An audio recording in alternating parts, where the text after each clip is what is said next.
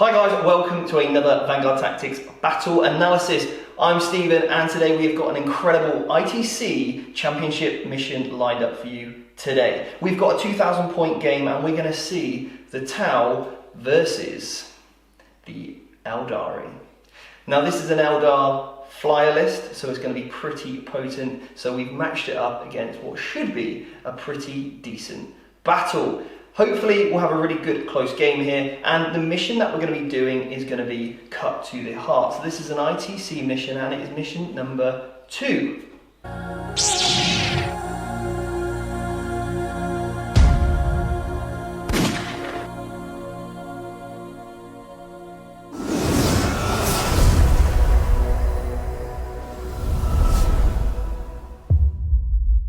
So let me introduce you to the players. Come on in.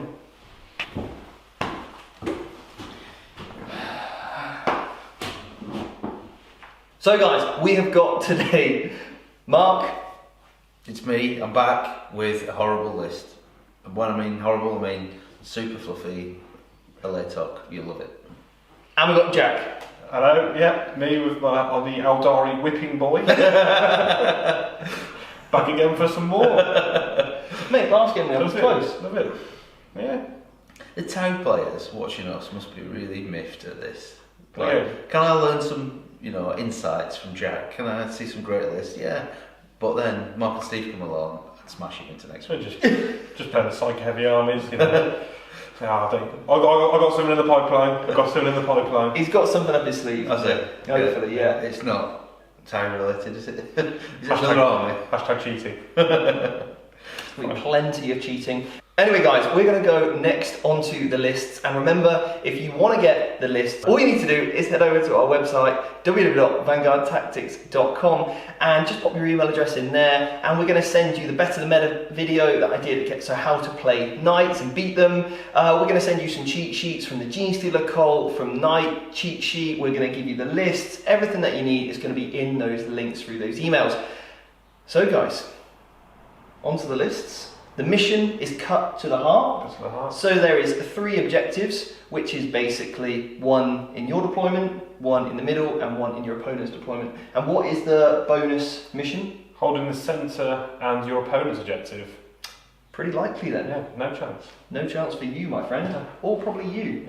Anyway, we'll see how it goes. So ITC format, remember, there are primary missions, which is you get a point at the end of your turn if you killed something and if you control something. So there's 2 points up for grabs no matter how many you killed or control. And then at the end of the battle round, you compare those to your opponents. And if you then held more than your opponent and kill more than your opponent, you also score potentially 2 more points.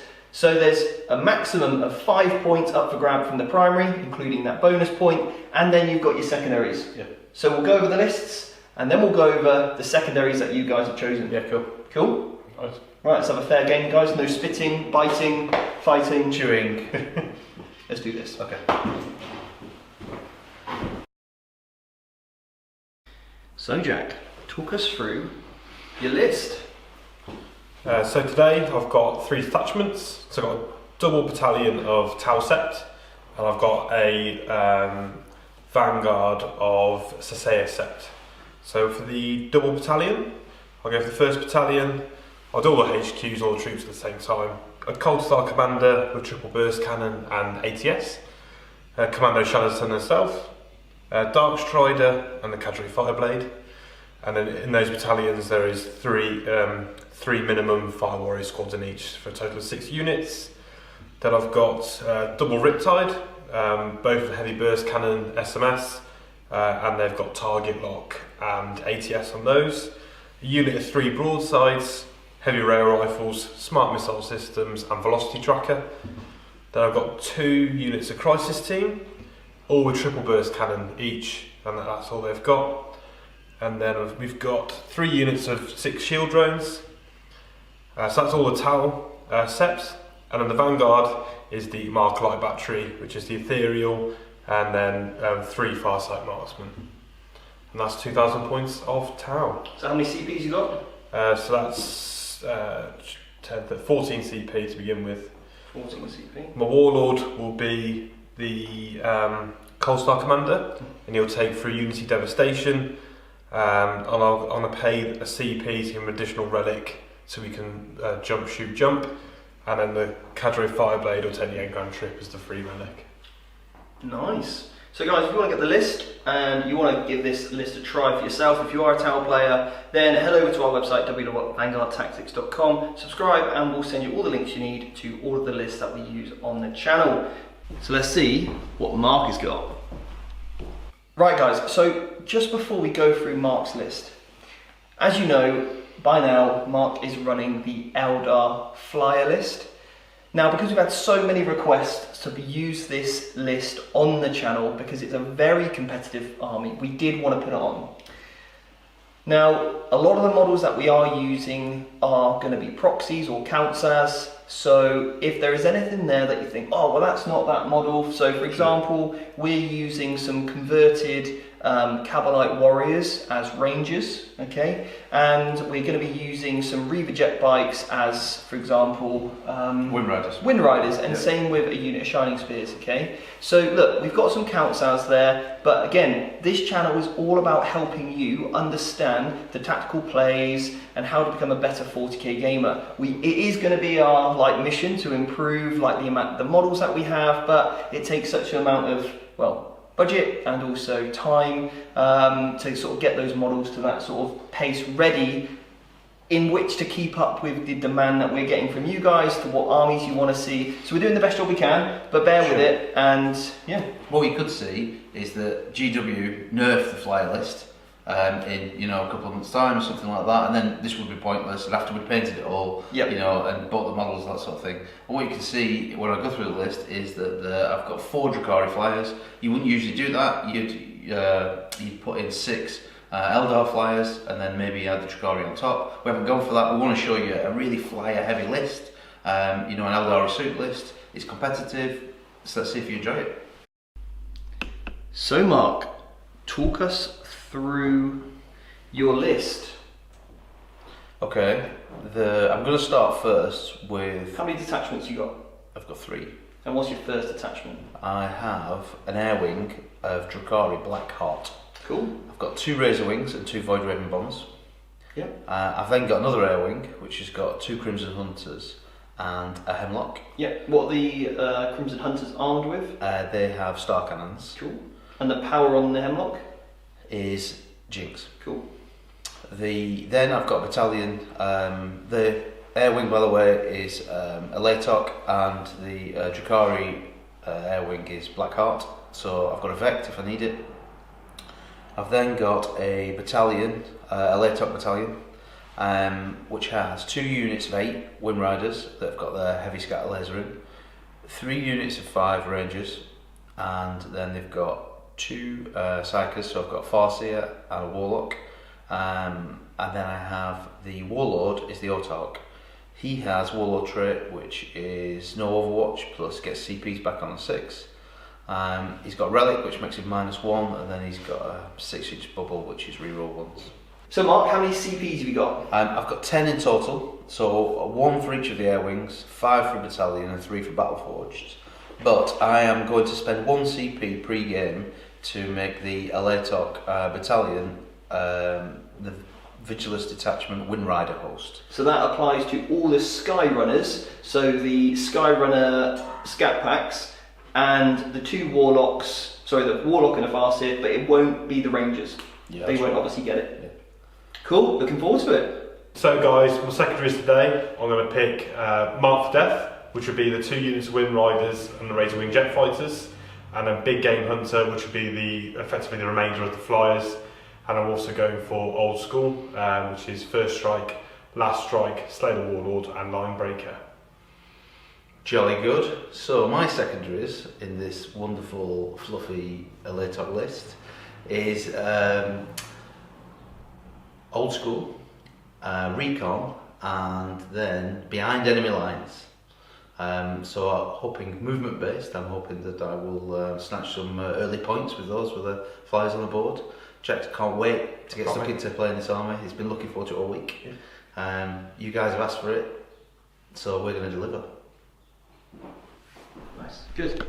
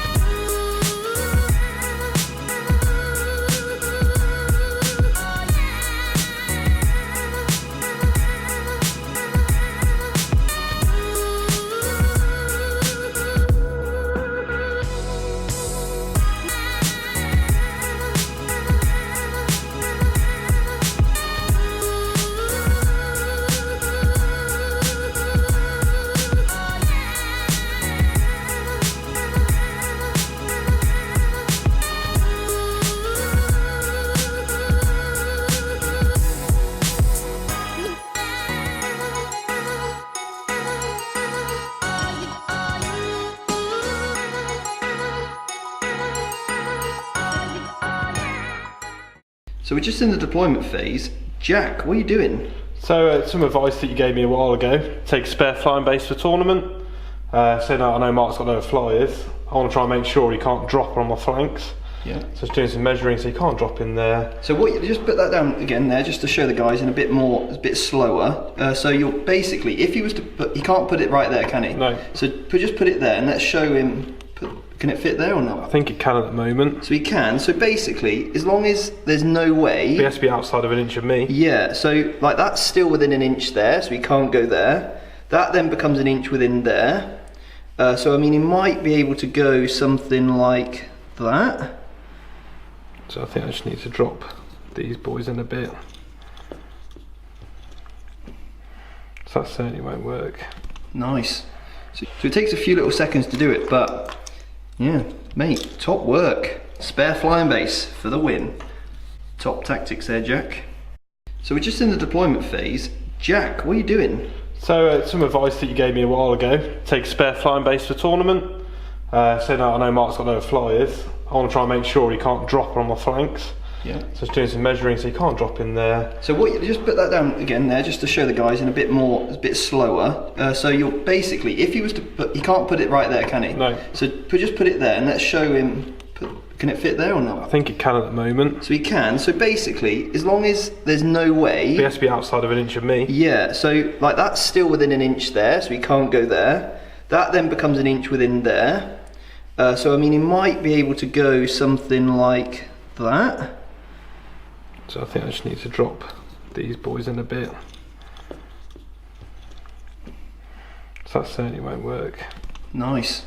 So yeah, I mean, it takes a few little seconds to do it, and remember, your wings cannot be over. So it takes a few little seconds to do it, but yeah, mate, top work. Spare flying base for the win. Top tactics there, Jack. Come on, Jack, I'm rooting for you. So we've just finished deployment. Mark, how you feeling about your deployment? Average. So you picked sides, didn't you? I did, yes. And then you went that side. Jack has gone over here, deployed first. So Jack is going first. We're actually using a chess clock as well for this mission, because chess clocks are the way forward. Mark, Yep. are you ready to? Are you going to seize? I'm going to attempt it, Here we go then. but I don't know if I'm going to choose to utilise it. Here we go. That's the antithesis of seething.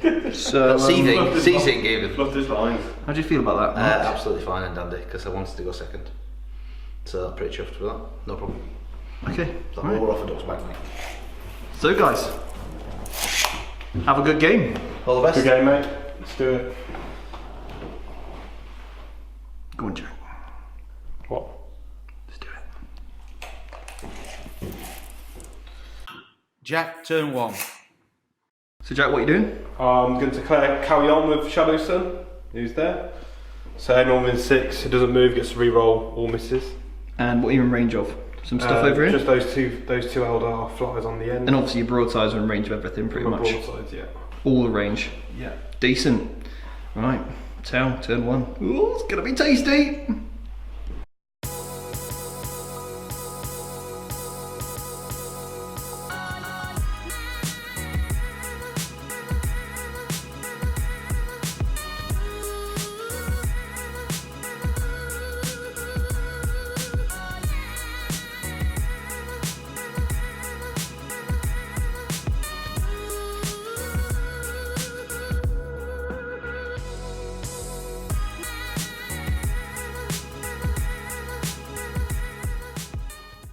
Right, so my turn, first turn summary. I moved nothing because I was trying to zone out the flyers coming around the back of me, so I wanted to maintain the Fire Warrior line. I then declared Cal Yon. I know I wasn't in range of ideally the units I wanted to shoot at, which are the Dark Eldar flyers, but I was in range of the Eldar flyers. So I declared Cal Yon for my Riptides and my 2 Broadsides units, and focused all my fire onto the 2 Crimson Hunter Exarchs. The first one, Mark pulled lightning fast reactions, so I couldn't then hit it, so I focused it all onto the second one. Sorry, just why couldn't you hit it? So I was minus 3 to hit due to a late arc, it being a flyer, and then the stratagem, so therefore we're hitting on 7s. So my first Riptide's fire was wasted due to the good stratagem. So then that means the other Riptide and the broadsides focus on the second Crimson Hunter Exarch, and luckily just managed to kill him. So Jack, something I just wanted to pick up on quickly is that you had 2 broadsides, right? Riptides, yeah. Sorry, yeah. So I knew Mark had lightning fast reactions in the locker, and he was definitely going to use it on one of the Eldar flyers, because he deployed all of his Dark Eldar out of the way, so he knew I had to target them unless I wanted to move, which I didn't really want to do. So I knew that he was going to put an additional -1 to hit, which would then put me on hit on 7s, so the Riptides weren't going to hit. One Riptide was in range of this one, of the front one, so and he was only in range of that one. The second one was in range of 2 of them. So I branched the one that was in range of 2 to do his gun and his shield. The second one took a shield. Then I shot the one with only the 12 shots onto the first Crimson Hunter. Lightning fast reactions came out. Yes, the shots are wasted, but my next Riptide with the 18 shots, that meant it was hitting on 6s, so you could actually hit the Crimson Hunter. So that lightning fast reflexes, you baited out essentially. Draw that out. But although, you know, Mark still did the right play, and you've essentially withdrew an entire unit from the game from spending 2 CPs, which is absolutely massive, in why this army of Elatok flyers is just so hard to hit. But yeah, nice play, Jack. So at the end of my turn, I held my home objective, which is in my back corner. I also killed a unit, which is the Crimson Hunter Exarch, who was also Big Game Hunter, and first strike as well. So that was a 4-point total for me, and my turn took 9 minutes. Nice, Jack. So Mark. Right, the problem I have is that Jack has deployed beautifully with his little flying base that he stole off me, so he could make sure he'd scream me out. So what I'd really like to do is get rid of those drones, but I think it's going to be very difficult. So in my first turn, what I'm going to do is I've got to move the flyers up the minimum amount. I'm going to move the Wind Riders up, and then a bit of psychic shenanigans against some of these dudes here, and then I'm undecided as to whether to try and get rid of some Fire Warriors so that I can get behind into his deployment zone, or to try and get rid of one of these gentlemen here, the Riptides. So I'm going to move, and then I'll figure out what my target priority is during the movement phase. Nice. Mark, turn 1.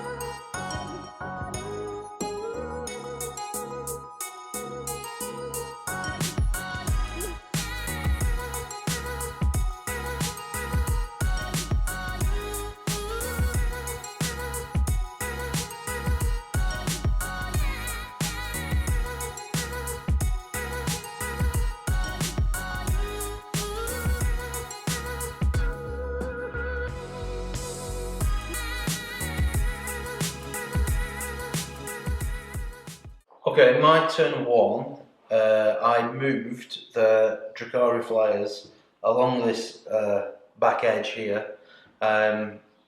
What was very sporting of Jack is that when we were setting up earlier, we believed the weapon range of the Void Raven to be 36, but it was 24. So Jack said, fair enough, no problem. You can move him that way instead, so that if you look on the overhead camera, you see us moving the flyers. it got them in range, and it meant that they could shoot their. It just saved us T3 mucking weapons. around with doing different shots and stuff like that, because we resolved the shooting. Yeah, So. sure. Because you would have been in your right to say, look, I get all my wounds back and they're out of range. Yeah. You could have done that, but it's very sporting of you to do so. Sure was. And again, we want to show the potential of both lists. So again, it's just great to actually see what they would do. It's just one of those things, Mark. It's the first time you've used this list, isn't it? It is, yes. So there's going to be a few little teething problems. So yeah, guys, and if remember, as we go through this, if you think Mark should have done anything different, put in the comment section below. Yeah, sure. Same for Jack. So it's all good stuff. So I moved them down there, and you might ask why. It's because I've discovered something in turn 1 using this heavy plane list, is that the Eldar planes obviously can pivot twice at the beginning and end of their movement. The Drukhari can't. I know that because I use Void Ravens and Razor Wings, but I only ever use 2. Having 4 on the table at once is really tricky, and I'm going to be honest with you, that would be the instant change I would make to this list. I would have more of the Craftwell flyers than I would Drukhari, because the not being able to move twice is a killer. I spent quite a bit of time in my movement phase trying to figure out the best way. I'm trying to think 3 turns ahead, if they survive, where I can put them, because I know if I fly them straight down here, Jack just has to move something into the path, and then that's it, fly off the board, and I've lost a flyer. So if you're playing this list, be very cautious with that, or buy some hemlocks. So what I did was that I moved those guys. I moved the Wind Riders up, and both of them. I moved the Farseer and the Warlock up behind that terrain piece, so that I could do and jinx the Riptide. I moved the Rangers up so that they're within 3 of that objective, and then I moved these Rangers up here so they could try and snipe a character. Then I managed to get Doom and Jinx off on the Riptide. You played Distract, didn't you, to get the +1 to... You see a council, +1. So that went off, and I knew this was going to be tricky.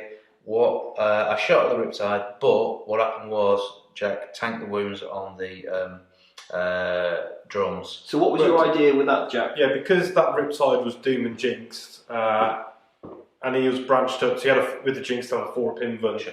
So I thought, I'll see how many. I thought he's gone. There's not much I can save him, so before I'll retain my drones. I think I made reasonable amount of saves on his invuln for the first few flyers and a couple of feel no pains, to a point where you got to your 4th or 5th flyer. I thought actually I'll start using a bit of drones, see if I can keep him alive. And thankfully I managed to just keep him going. So just not just being straight onto drones, just get a little bit more thought. I thought he was a goner, to be honest, but miraculously he's still going. So how many wounds you got left? He's got 4. 4 wounds. He's got 4 And I think part of that, I played a stratagem on the Wind Riders to make a -1 to hit. And then you played a stratagem to fire and fade them, That which is, is yeah. why they're behind line of sight, by the way, guys. So they didn't just shoot over the building. Nice. And points-wise then, Mark, you scored 1 for recon. Yeah, 1 for first strike. I held 1 and I held more. Okay. So one mistake I think you might have made, Mark. I can tell you the mistake that I made. Go on, that'd be great. I should have. These guys have got 4 shots each. What I should have done was shot 2 units of Fire Warriors, because I should have tried to get kill more. You should have started with, well, 2 things. You could have spent 1 CP to get the extra power off so you could get guide. I don't think casting Smite was worth it, if I'm honest, because statistically you rolled an 11, you got the super smite off. Yeah. Statistically you do 2 mortal wounds, right? Yeah, sure. So Jack's gonna take that quite easily. What would have been more effective was that they were already re-rolling 1s anyway, guide them, and that would have probably given you the ability to kill 2, and you should have opened up with that first.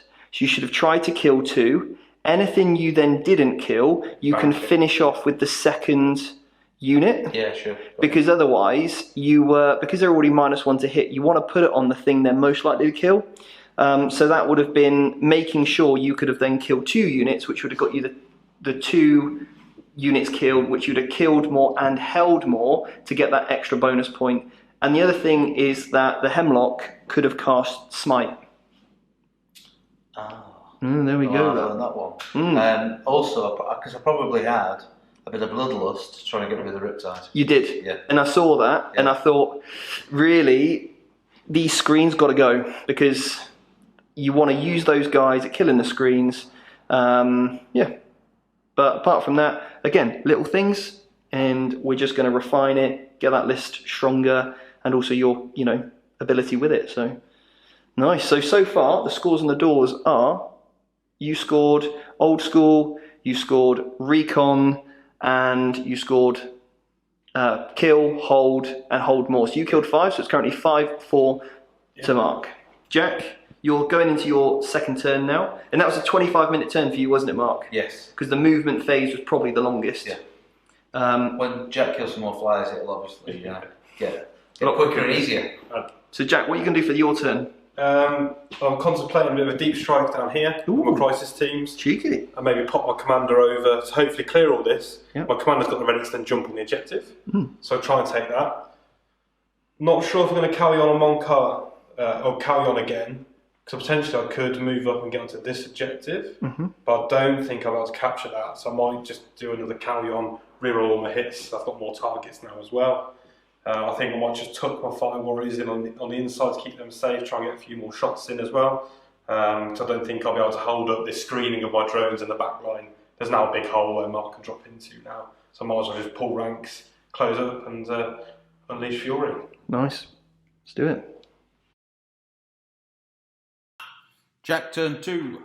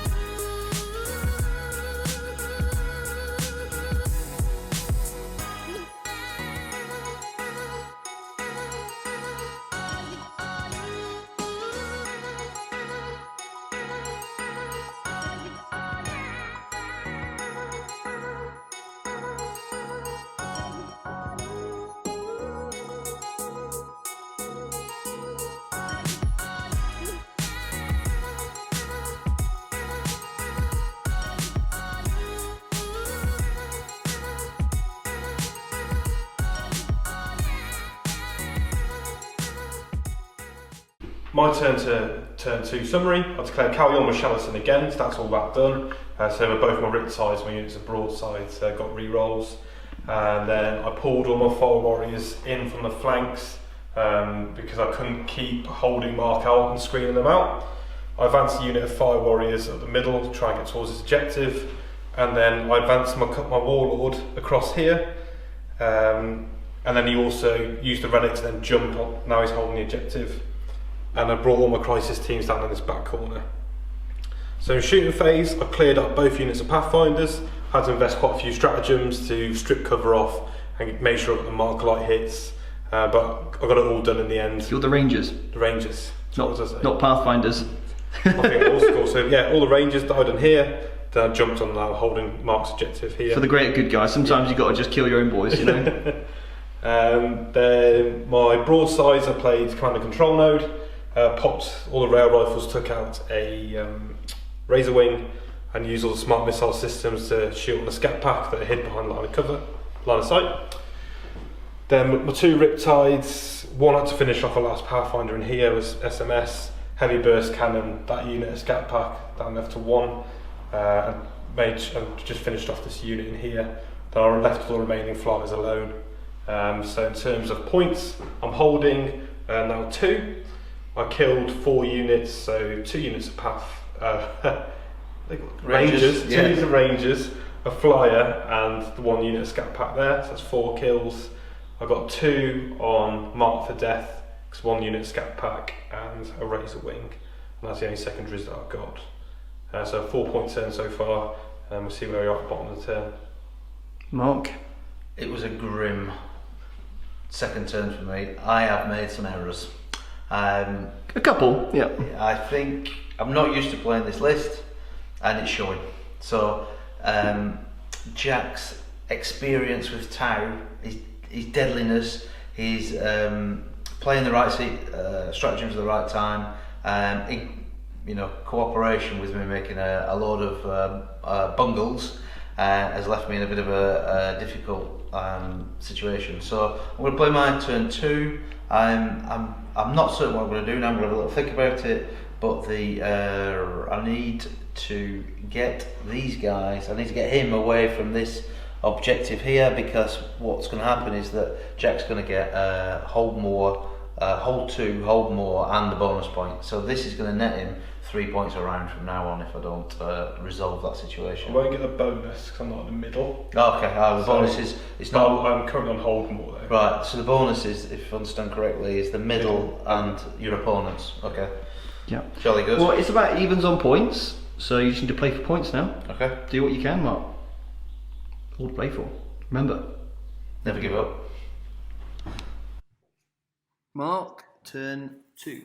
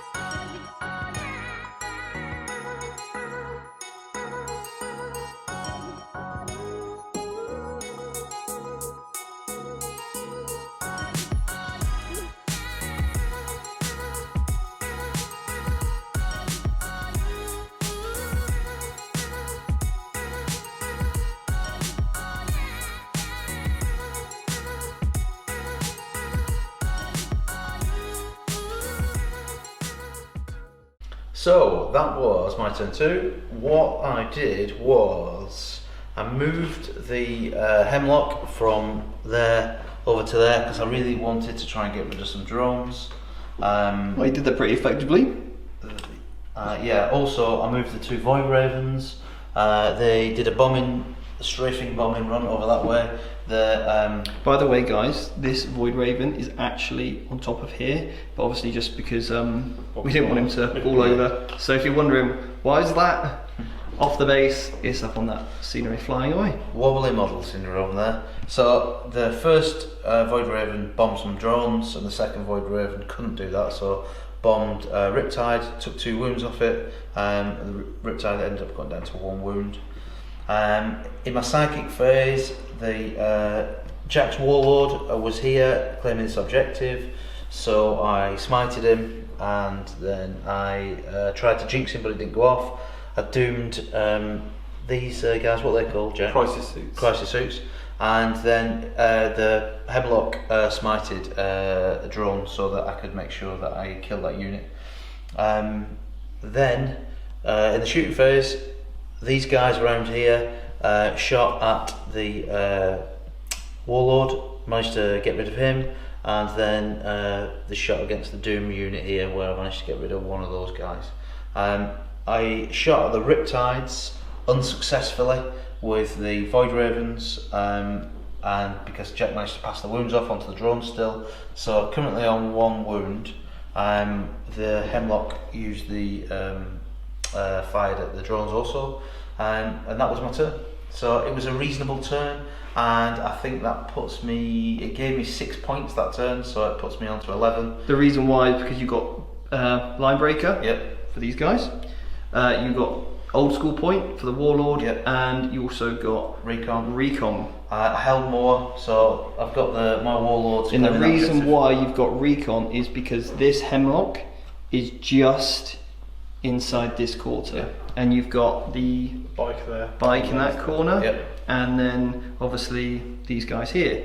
Nice. So one thing that we did point out, that I did point out to Mark at the end of his turn, was that a couple of things here.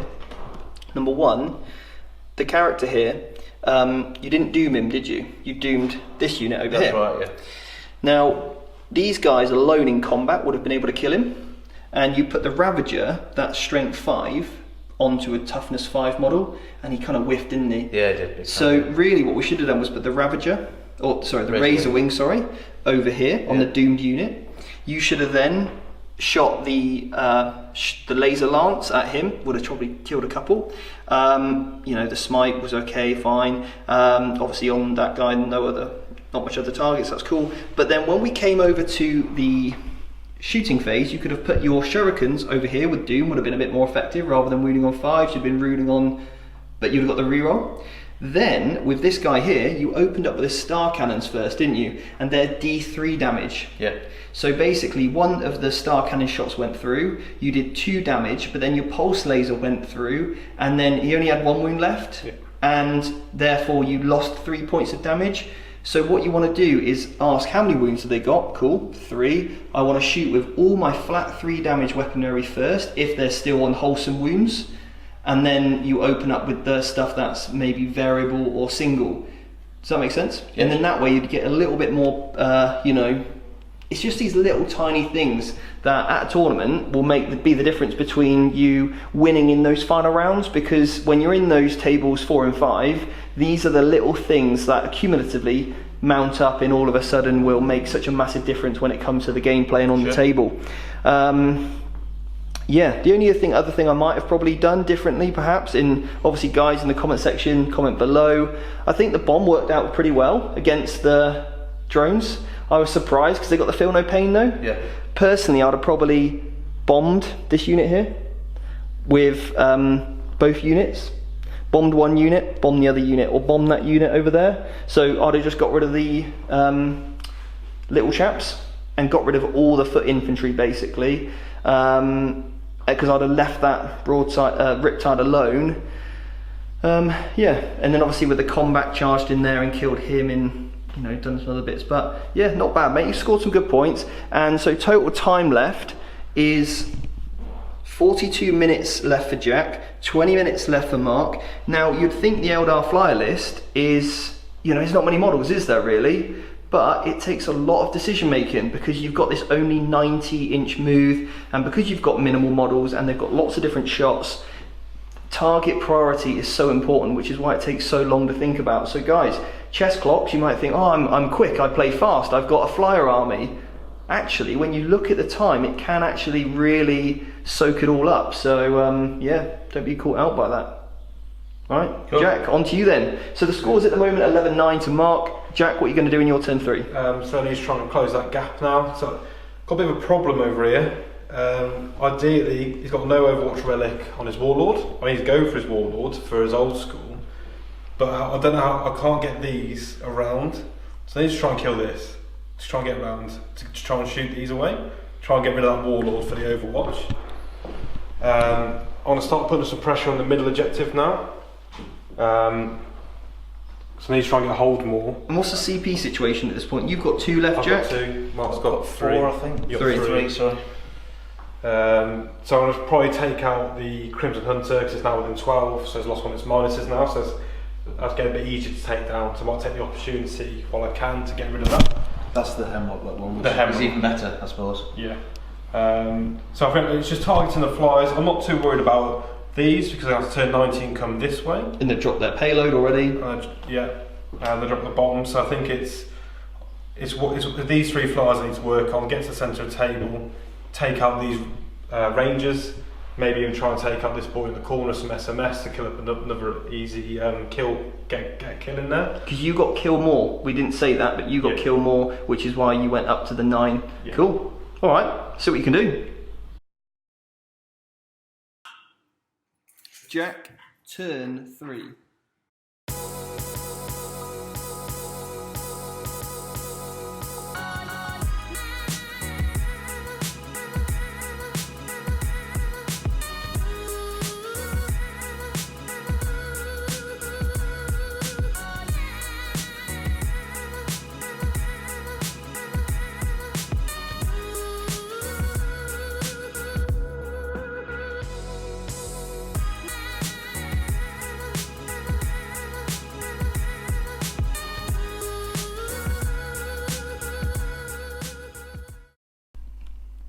Right, so Tau turn 3 summary. Absolute whiffer just happened. Didn't manage to kill a single unit this turn. Managed to do broadside shot at the Crimson Hunter. The rail rifles went through but only did 8 damage in the end, so that still survives. The crisis suits then tried to shoot, but Mark played lightning fast reactions, they hit on 6s, so I did no more damage there. Only killed 4 of the Rangers, and then they passed their morale. And I just did a couple of wounds to the Crimson Hunter. So I just scored 1 point for holding objectives, and none of my secondaries, and no points for killing anything. Question: do you hold more? Or you will maybe? Let's see at the end of my turn. Well, yeah. Because you're holding this one and you're holding that one, aren't you? Yeah. So that it's likely that you'll hold. Am I contesting this one? Yeah, sure. Okay. Yes, you probably get that hold more. Yeah. Yeah.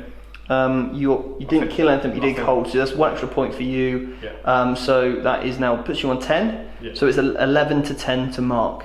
And you've got Jack. That was what, a 10-minute turn for you roughly. Yeah. You got 32 minutes left. Mark has got 20. So Mark, what are you going to do in your turn 3? So this flyer has to move out. This guy has to move down that way, or it can move over here. The Hemlock's going to have to do the same. The Void Ravens are going to pull up here.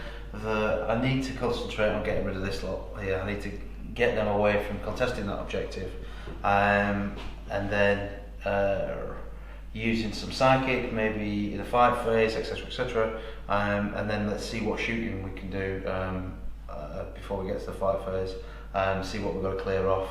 I'd love to get rid of that Riptide of 1 wound. It'd please me greatly. Let's see how we get on.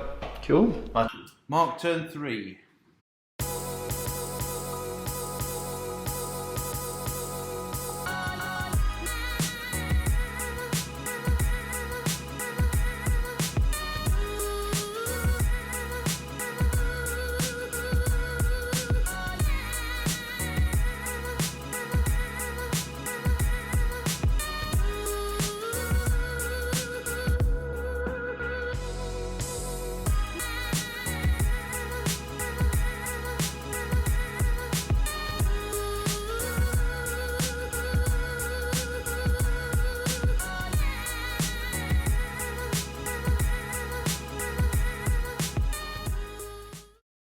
Right, Mark. Okay, You've got a smile on your face, Mark, now. In that turn, it's because of Jack's pessimism. Like off camera, he's just gone, I'm doomed, but he can still win. I don't feel I can, Mark. It's still a winner for Jack, this. No, it's not. I've made too many mistakes. I've got very lucky in one area. Right, what I did was, as I said, I had to move the Void Ravens up here. I moved the Razorwing down that way. What did you kill? Hang on, there's movement phase. The game's won in the movement phase. Let's go over that. So I moved what I said I was going to basically. So I then got to psychic phase. There was the dudes here whose name I can't remember. Jack can remember. Crisis suits, right? Yep. I did some Jinx. I did some Doom. I did some Smite over there. The Hemlock managed to get Super Smite off. Killed the unit of Fire Warriors. Killed the unit, yeah. Shot the other unit of Fire Warriors. And then they ran away. They shot the other unit, and then I did some shooting over here with these guys, the Void Ravens, as well into the crisis suits, got rid of those, and then finally I managed to get rid of that Riptide, and with it took the 2 drones first, so there's no drones left. So at the end of that, you held something, you killed something, you got Line Breaker, and you got your recon. Yep. And that took you on to 5 points because you also killed more. So now you're on 16 and Jack is on 10. So Jack, your turn. Still 3 turns left in the game, Jack. Yeah, I think I know these two keep telling me that I haven't lost. I'm not sure if I can catch Mark. I don't think I can table him because I've got to get through all the flyers. So in my next turn, I'll at least be able to kill something, so at least kill the ranger or him.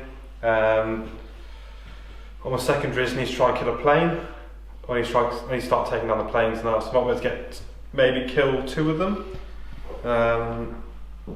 I can't hold my home objective next turn, so I certainly won't be getting hold more. Maybe I'll kill more, but I think it's a tough task. I'm not quite sure how I'm going to play myself out of this one. Yeah, just got to kill flyers now to pick up those secondaries. So guys, this is a really interesting game, and if you'd have done anything differently, pop it in the comment section below. Yeah, I'll put a couple of thoughts on at the end. We've obviously summarised a few things. The only mistake I thought you played in your last turn, which I don't think I said on camera, but I think you should have killed that hemlock. Oh, certainly now we can kill 2 units of fire warriors. Definitely. Yeah. And the reason why, because I said it at the point before, obviously he's gone on and done all that, right, was just because because he was within 12 inches, that's your chance to get rid of him, isn't it? Because he's not at that -2, he's just at that -1 to hit for being a flyer, and your ability anyway negates that. So if the hemlock in this situation is so good at killing out little chaff units, isn't he? Yeah, anyway, see what you can do. Yeah. See what you can do, Jack. I'm optimistic for you. I know you're not, Never but say I'm die, Jack. Yeah, never give up.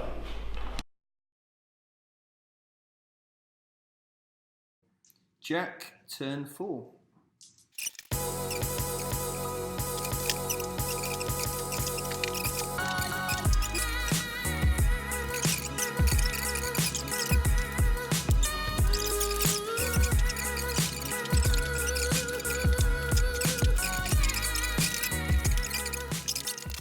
Jack, turn 4. How'd you get on? Yeah, so move Shadow Sun over to tap the Razor Wing that was there. Managed to get a marker light on it, so I was at least rolling 1s. So Shadow Sun did about 6 damage, and then the broadsides finished off that Razor Wing. This Riptide's jumped over, started putting a bit of pressure on his back, and took out the Crimson Hunter, that was left on 4 wounds. Didn't quite kill off the last bike, it's left on 1 wound, and killed the Ranger in there. So I killed 3 units. I'm holding the centre objective, and I scored 2 of my secondaries. So the Razor Wing was a Mark for Death, yep, and Crimson Hunter was a Big Game Hunter. So it's a 4-point turn for me. Nice. And you might kill more, because killing 3 units is pretty big. Yeah. So that takes you up to 14 now. So 14 plays 16. Mark, and you've got 23 minutes left, Jack. Yeah. Mark has 8 minutes left. So Mark, what are you going to do turn 4? I want to try and get a couple of points for recon and behind enemy lines, and then if I can kill some stuff that's easy to kill, that'll be great. Just try and get some points, try and get far enough in front points wise. That's my plan. Nice. It's a simple plan. Let's see if it's achievable. Mark, turn 4.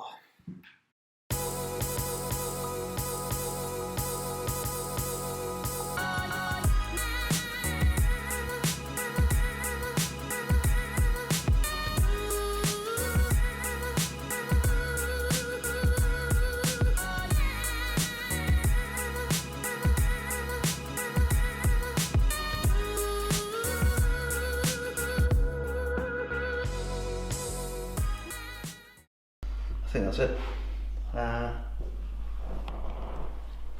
I've got this, I might as well fire it in. Assault, the missiles are assault D6, 4 shots, hits on 3s, they all hit, strength 7, so it's 4s re-rolling, re-roll everything.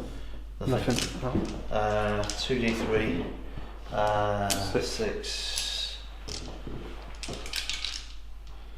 3s, 3s, 3 at -3, 3 pin buttons. Made 2. D3, 2 damage. Okay, so that was my turn 4. I moved to try and get recon and also behind enemy lines. I had to move the Void Ravens this way.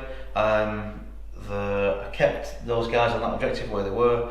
The Farseer, the Warlord and the Warlock, and then I kept the back guy here so that I could do that. I managed to kill 2 units over there with the Hemlock, with Smite and with the with firing on them. I just narrowly missed killing those guys. Doomed and jinxed the Riptide and took some wounds off him. Jack killed 3, and I only killed 2, so he's going to get a point for that. So unsuccessful there, and that's the end of my turn. So this takes Jack on to his turn 5. So before we move on, that takes you up to you held something, killed something. Yeah. And you then got 2 extra points. Yeah. So that takes you up to 20. But Mark is completely out of time. Yeah. Which means, Jack, you get 2 turns to do whatever you want. Jack, turn 5.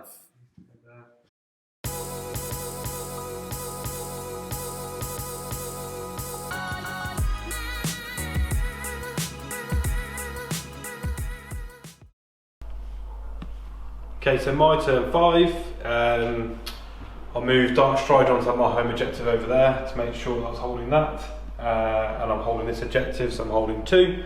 Start bringing a marksman across over as well, just to help bolster that objective. Played reroll 1s to hit on my broadsides. I shot everything at the, what's it called? Crimson, the Hemlock. Yeah, Hemlock. So shot everything at the Hemlock and got that killed.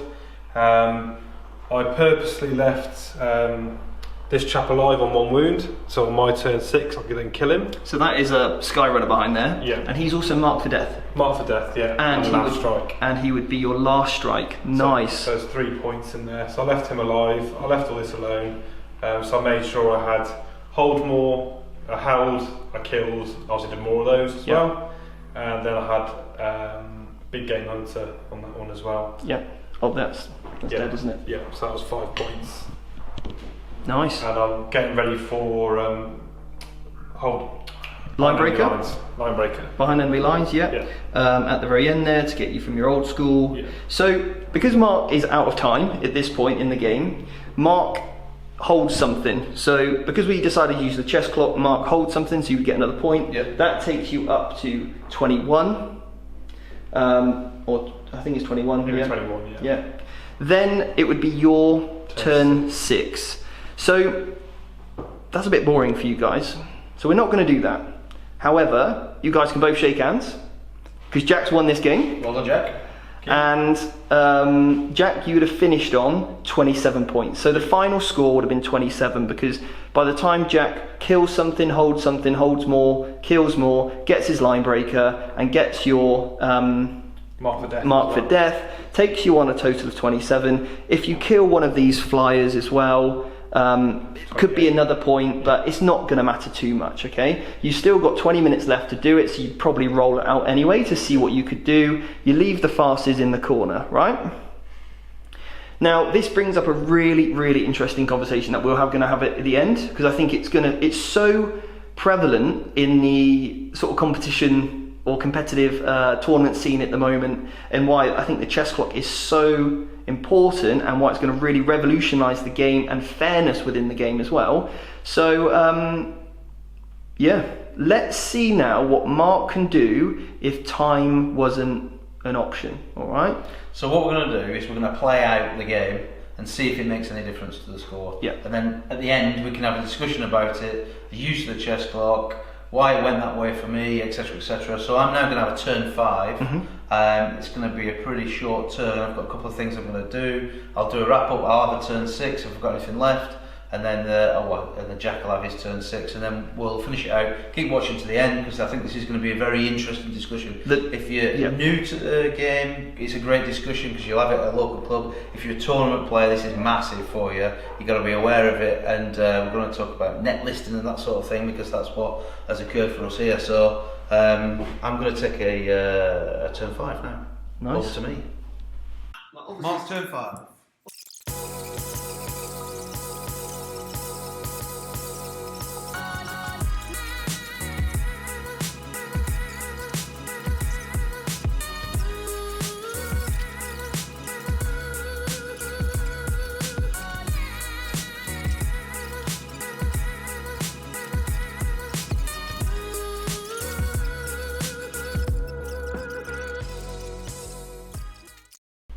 Right, guys.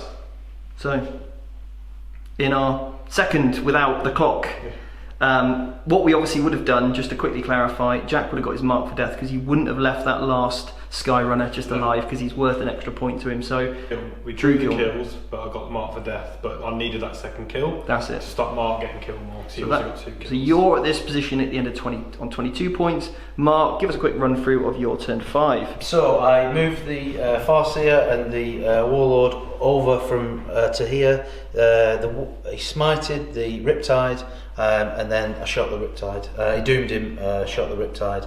Riptide died.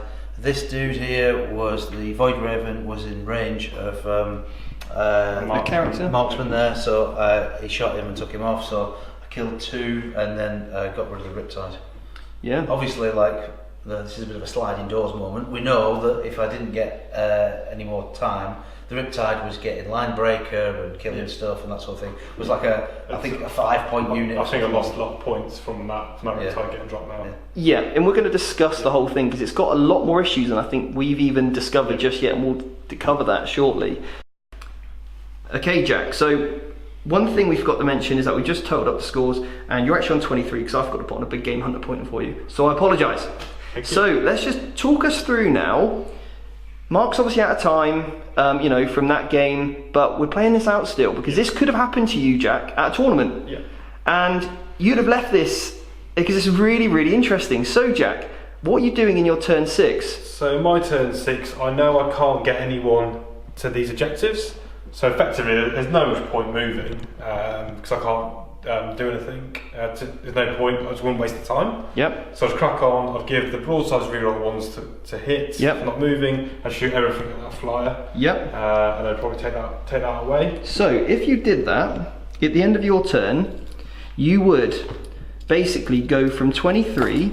You would get your last strike, 24. Yep. You would kill something, 25. Yep. And you would also hold something. 26. Okay. You've already maxed out on that, and another point for big game hunter. Another point for so you go up to 27 points. Okay.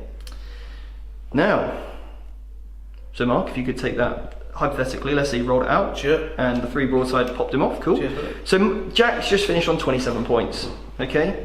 Mark is currently on 22. What are you going to do? So what I'm going to do is the Farseer is going to move over here, and he is going to sit on that objective. Yeah, he's going to smite the guy that's there. Yep. The Warlock can do the same, just in case if needed. They can shoot him, they can smite him. I think he's toast, okay. Basically. So now that's just got you. You've basically just held something because you've got a Warlock behind there anyway. Yep. So you go up to 23. Yep. Okay. You're also going to hold more straight away, so that takes you up to 24. You've killed something which takes you up to 25. Yep. You also are going to get your last strike, so that takes you up to 26. That one movement was a... Yeah. So also then, the flyer then goes this way. Yep. His maximum or his minimum movement, 20 inches. So he then gets line breaker out from old school. But you've still got one more thing up your sleeve, haven't you? Two more things actually, because I've got behind enemy lines. I've just. Oh yeah. Okay. Yeah. Cool. So then that wins me the game. I then shoot the character that was sat on that objective. Yep. Jack's objective. Clear him off, hopefully. So you kill more. Kill more, and then I hold more, obviously, as well. Yeah, so we've already put that on. Yep. So the game would now end. What a turn of events. 29 to 26. All because of the chess clock. What a difference in, huge. Yeah. And we're going to review this now. We're going to have a really good discussion about the chess clocks and how the game went. There was loads of mistakes. A couple from you, Jack. Yeah. A million from me. A fair few from you, Mark. Just the double figures easily. There'll be people writing comments for weeks on the mistakes I made on this report. Quality. But first time using a list, it was amateur hour for me. Yeah. But so important. What I want you to do is think about I want you to think about Jack right now, okay? Jack's gone to a tournament, he's painted his army up lovely, he's put loads of time and effort in, so getting to the event, paid lots of money to get there, hotel fees, absolutely everything. Mark comes along, he's thought, oh, this is a good list. I'll just, I'll borrow the models off my mates, I'll take it. And, Jack doesn't think about using a chess clock because he's only got a few flies, this game will be pretty quick. How do you feel right now in this situation? I think it's a bit of an eye-opener with the chess clocks, and me knowing my list and knowing how it works, I don't need all the time. I think I'll take one to every tournament now, and hopefully that picks up because I didn't need all my time and I would have won that game. Yeah. You would have been so gutted by this result, and you'd have been like, you wouldn't have known if Mark played slow because you're not tracking it. And I played really well, especially from the first 2 turns. Turn 3, a bit of a whiffer, maybe some poor target priority. But in my first 2 turns, I locked out the flyers, really good target priority, and really put myself in a good place. So let's go into the review. Wow, guys, what a game! It was. Yeah, emotional. I think it's a roller coaster of salt, emotion, tears. Joy, psychic powers. It was interesting. That is probably the most interesting game we've ever had on the channel. Yeah, I'd say it was, it's probably the longest we've ever recorded a video for. Probably, it's going to take me the longest to edit, I know that. But wow, what a game. And we've got some really good points to cover, I think. Because there's a really deep meaning behind this game. Okay. So one thing I'd like to clarify, we had a few roles on this channel, didn't we, before this before this episode. We had the role of the club player, loves his towel, put his blood, sweat and tears into that list, plays it every single week, knows it inside out, and just wants to go and have a good game at a tournament. And then Mark kindly adopted the role of the bad guy here. Maybe not the bad guy. The villain. The villain. The net lister. We got the hero, and then we've got the utter net lister. A bit like Hamburglar from the McDonald's ever. Who's proxying all kinds of models. That's borrowed someone else's army. Asking him, how do you play it? Right. Got, what's good, Steve? Write me a list. Alright, here's a list. Okay. This one did well at the LVO, let's try this.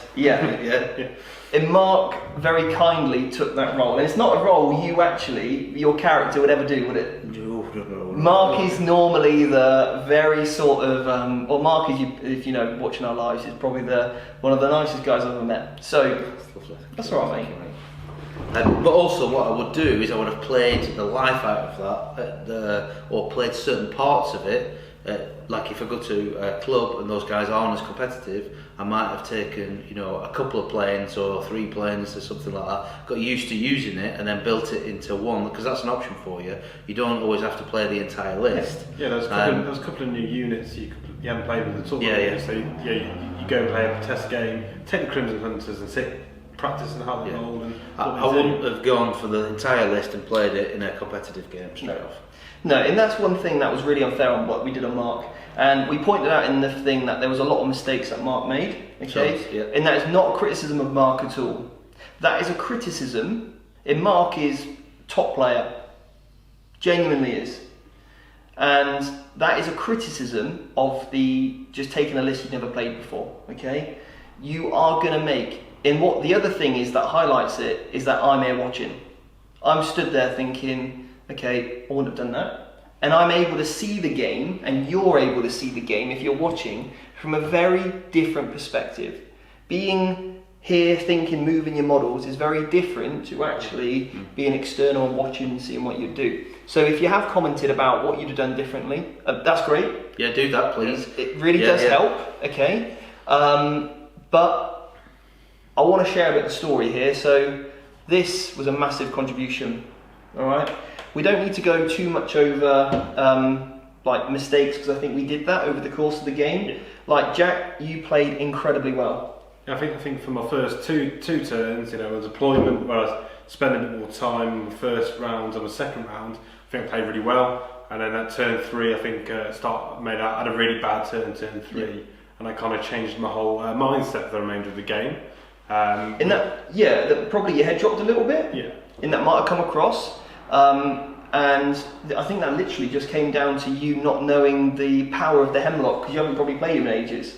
Yeah, it's just so I should have just concentrated on the hemlock and just it was the back-to-back 6-up saves on that ranger was just like it was me not killing the hemlock, not killing this flyer, and then the back-to-back 6-ups at the end of the turn was just the nail in the coffin. Yeah. And you start to lose your composure, your head drops because I didn't kill anything that turn. Yeah.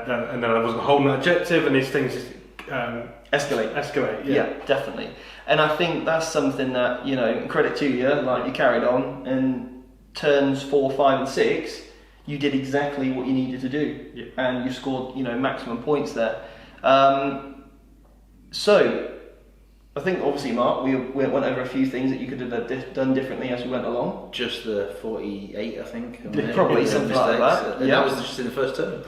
A quick roundup on the list though, Mark. Yeah. What are your thoughts on it?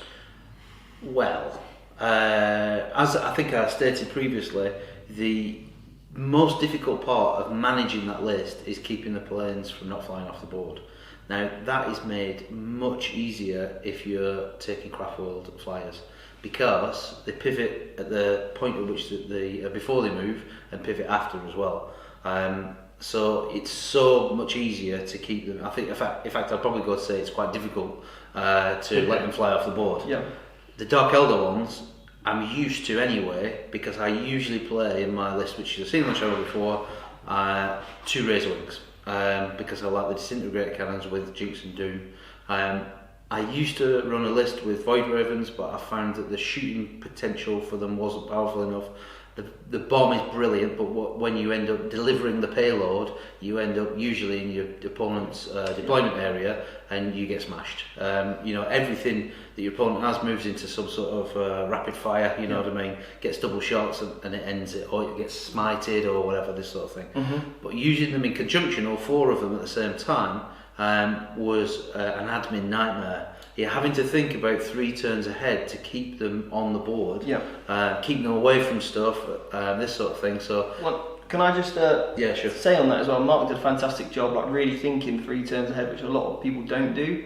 The other thing I would say is, if you are in Mark's position and you are running planes, please, before you move your flyers, put a dice at the point, at basically the plane's 12 o'clock.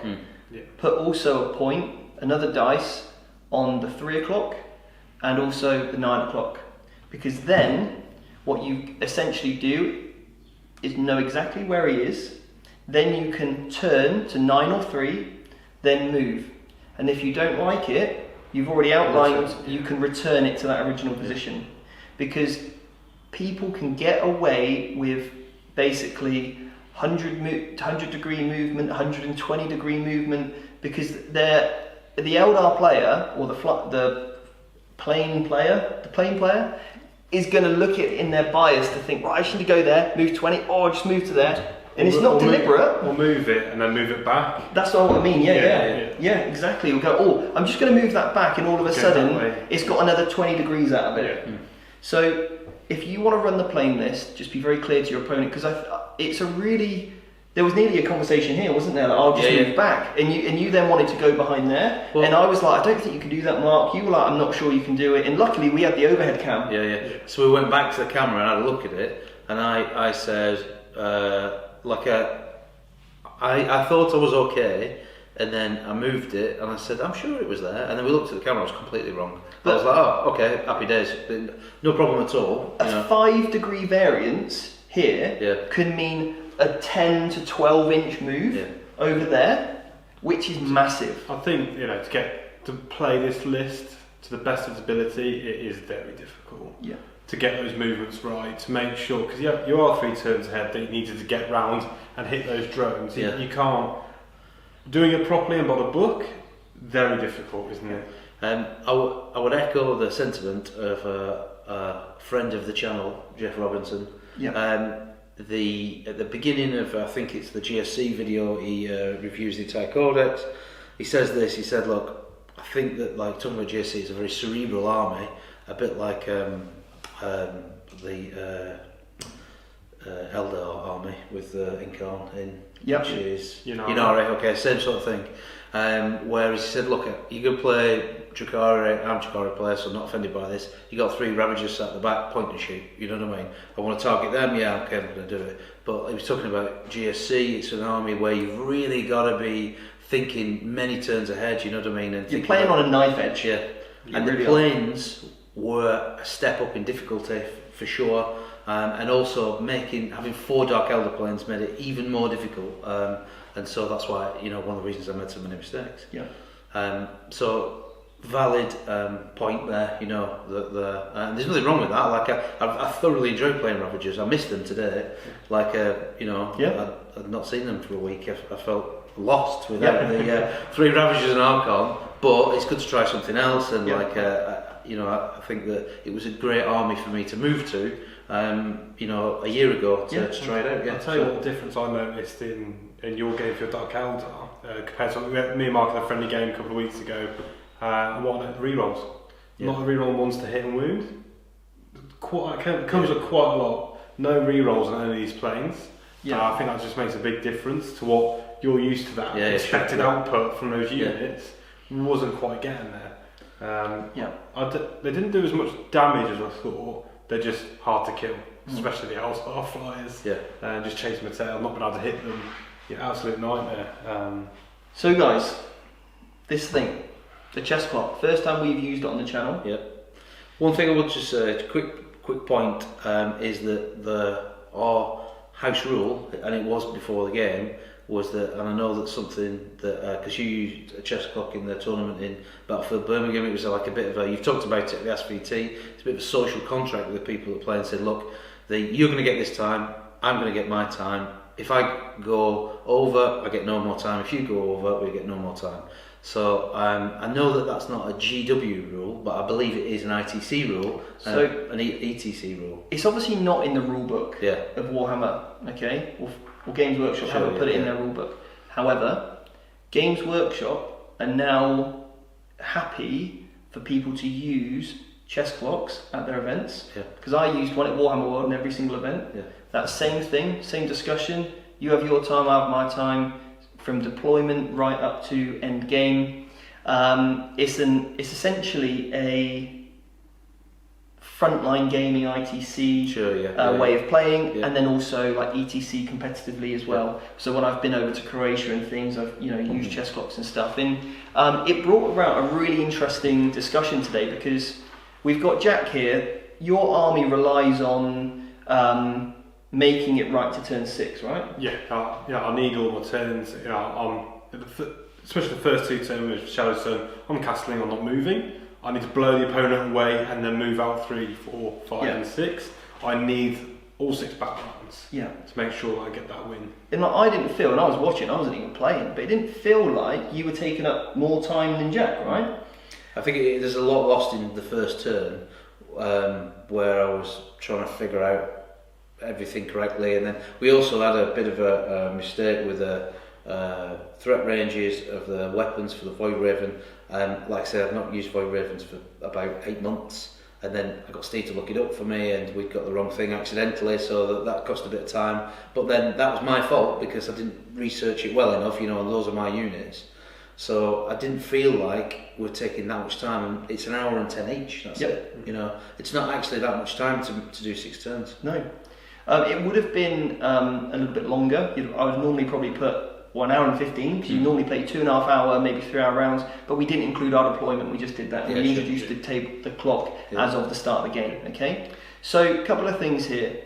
There are, in my opinion, there is basically 3 types of slow playing. Okay, and one of them is a little bit criminal. The other one is partially criminal, and the other one is just unintentional. Okay. The unintentional one is, for example, let's say Jack plays at his club every week, likes to have a bit of a friendly chat, and maybe he's not quite a speed player, wants to do everything correctly. Doesn't want to make a mistake.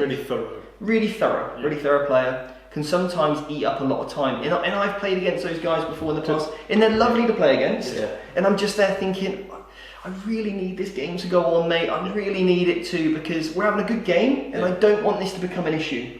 You know, so that is the sort of. Would you agree with that? No, definitely. I've definitely come across players like that. It's they want to be thorough. You know, if they have a seed of doubt about your rules, they're getting the codex out to check. I know when we're going into the tournament with my Tau, I know all the stats and figures. Yeah. Except for combat abilities and random characters and stuff like that. Yeah, which never really pops up. But generally. And if you're on a chess clock, you probably wouldn't even bother, would you? Yeah, I'd forego that combat. Fine. So for that type of person, my advice would be, we've got a good friend of the channel, Barry. I had a discussion with him about chess clocks and stuff, and I said to him, look, the thing is he's worried that people are going to call him a slow player because he's exactly that role, isn't he? And I said, look, the best thing you can do is get a clock, practice with it at the club, and also just say to your opponent, look, I might take a long time in a couple of my turns, but it's cool because I'm on a clock, and if I run out of time, then I'm happy I made all the decisions and I played the game I wanted to play, and I think that's pretty fair.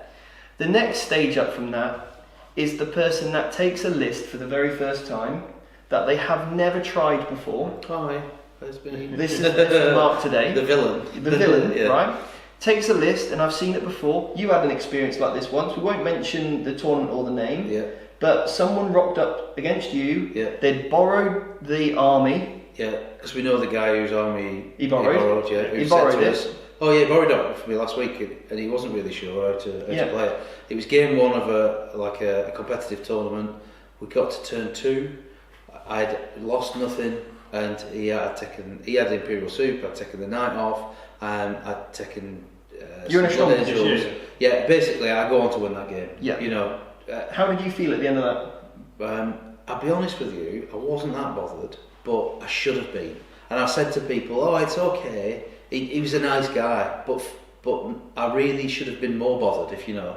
And the result of the tournament was okay.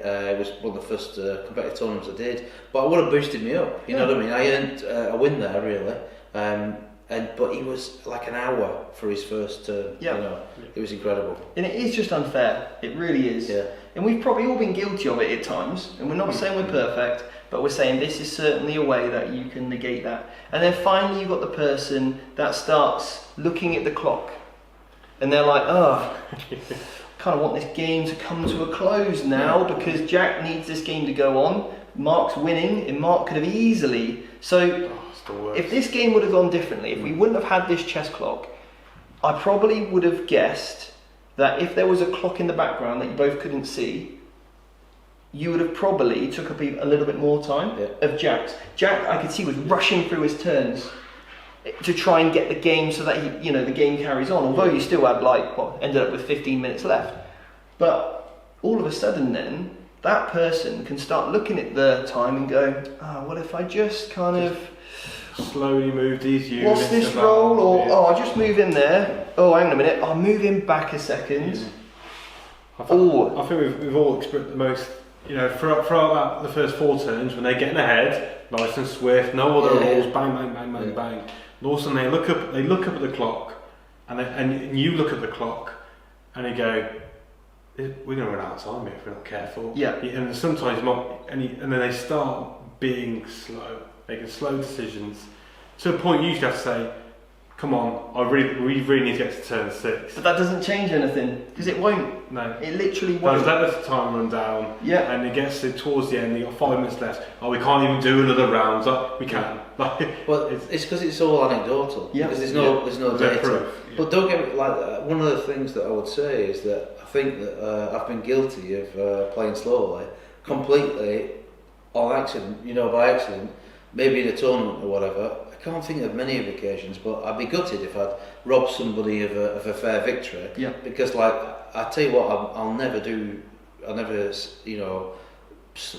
play slowly on purpose to get a win. Never. I'll share an experience. Yeah. Go on, you go first. No, so I've definitely played a lot of games. I am quite a quick player, and probably to my detriment sometimes, because I'll make a wrong decision.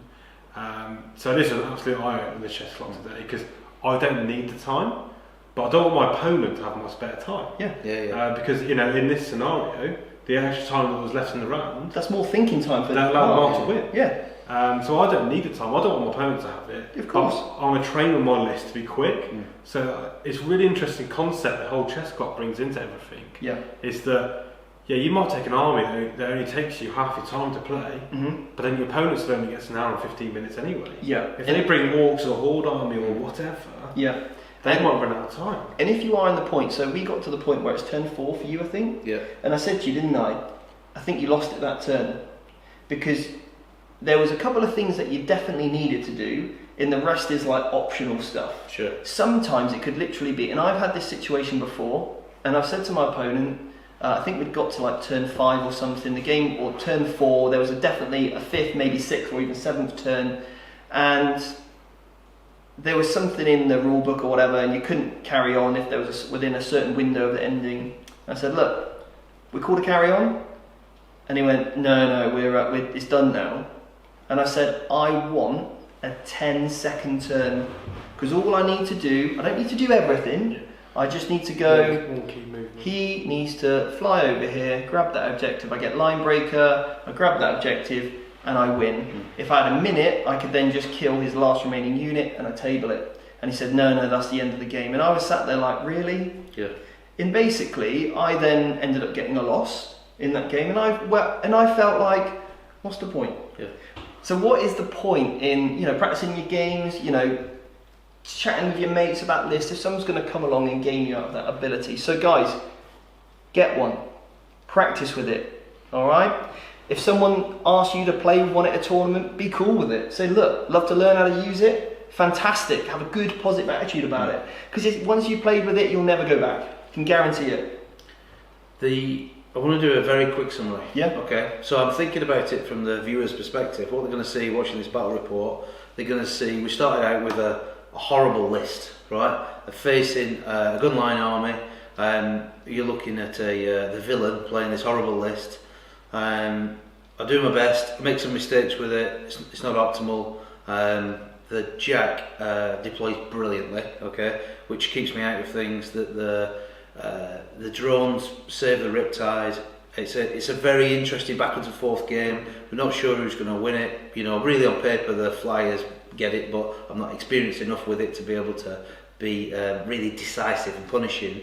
We get to the end of turn 4, going into turn 5 and turn 6. I've run out of time. Jack's got time left. We play that game out where I don't move. I don't do anything apart from gain something that hold. Jack wins. Okay. We called it at that point. That's the fair thing to do because we said we were going to do it. Yep. But if we play it out, turn 5, turn 6, which we did anyway for you guys to watch to see how it goes, I win. I win by a couple of points. It's a narrow victory in a tournament. I go on to place above Jack. I go on to a tougher game or whatever. Maybe I get a bit of confidence with that list, get a bit better. I go on to place higher in the tournament. Maybe place in the top 10, something like that. Jack's then playing a lesser opponent. He's already on a win. If it's a Swiss system as well, then because you lost your first game, you're struggling. That's the impact of the chess block there. Yeah. It's like I feel guilty having. I would have felt guilty if I'd have known I'd taken some of Jack's time and still won. So that's not. I don't want to play that way. That's not sportsmanship to me. I don't like that. You know what I mean? So obviously, like we said, I would know an army inside out. Of course, yeah. You know what I mean? But I think this is a really interesting battle report. For us to do to see. It's got some contentious points. I'm expecting 450 comments on this video at least. Tell us what you think. You know what I mean? Tell us your experiences. Tell us what you just want to see next. Tell us what we could have done better. Speak to us, you know what I mean? Let us know what you think of the chess clock. Has it opened your eyes? Were you someone that were completely against it and now you're thinking, actually, maybe I need to spend £10 or $15, whatever they are, to get one? Or are you pro, and actually you're looking at it and thinking, maybe I don't want to do. I don't know. Tell us, comment below. And guys, look, we hope you enjoyed it.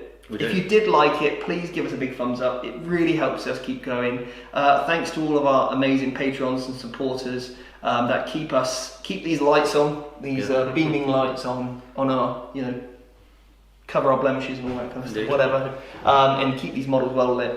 And anyway, guys, if you want the army list that we used, okay, so you can practice with them, yeah, then you just need to head over to www.vanguardtactics.com and sign up to our emails. We'll also give you some other free goodies as well through that, and hopefully we'll see you back for another battle report. Yeah. So guys, thank you very much, Jack. You've been an absolute star. Well done. The villain, Mark. Boom. Well done. Boo.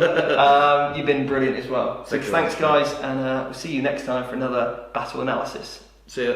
So yeah.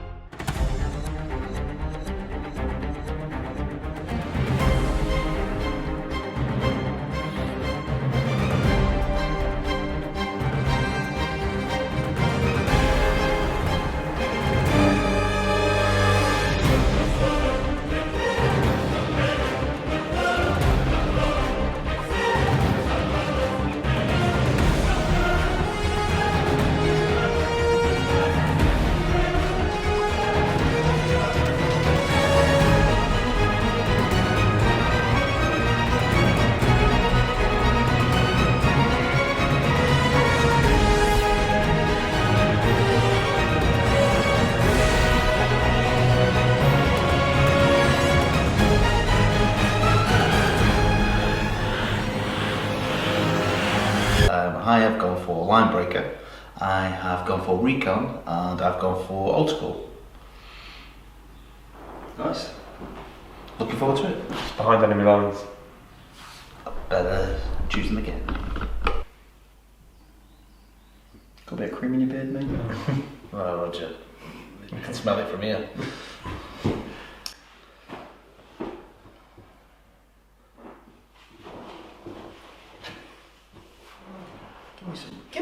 Give me some room.